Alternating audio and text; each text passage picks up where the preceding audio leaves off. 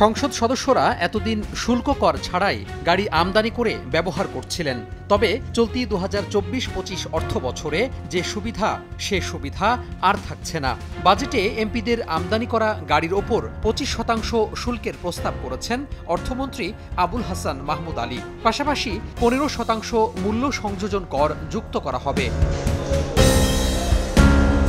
৩৬ বছর ধরে এই সুবিধা পেয়ে আসছিলেন দেশের সংসদ সদস্যরা। ফলে সরকার বিপুল পরিমাণ রাজস্ব থেকে বঞ্চিত হচ্ছে।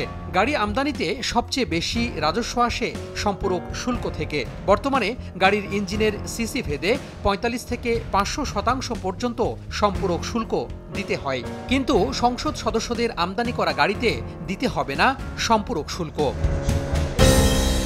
গাড়ির দাম ও আমদানি শুল্কের যোগফলের ওপর সম্পূরক শুল্ক বসে। সাধারণ আমদানিকারকদের আমদানি শুল্ক ও সম্পূরক শুল্ক দিতে হয়। তবে সংসদ সদস্যদের ওপর শুধু আমদানি শুল্ক বসার কারণে তাদেরকে দিতে হবে না খুব বেশি রাজস্ব। নগদে ৫০০ টাকা বা তার বেশি পেমেন্টে পেতে পারেন ঢাকায় জমিসহ ২০ কোটি টাকার পুরস্কার। সংসদ সদস্যদের শুল্কমুক্ত গাড়ি আমদানির সুবিধা প্রথম দেয়া হয় এরশাদ সরকারের আমলে। এনবিআর সূত্রে জানা যায় ১৯৮৮ সালের ২৪ মে এ সংক্রান্ত সুবিধা দিয়ে প্রজ্ঞাপন জারি করে সরকার।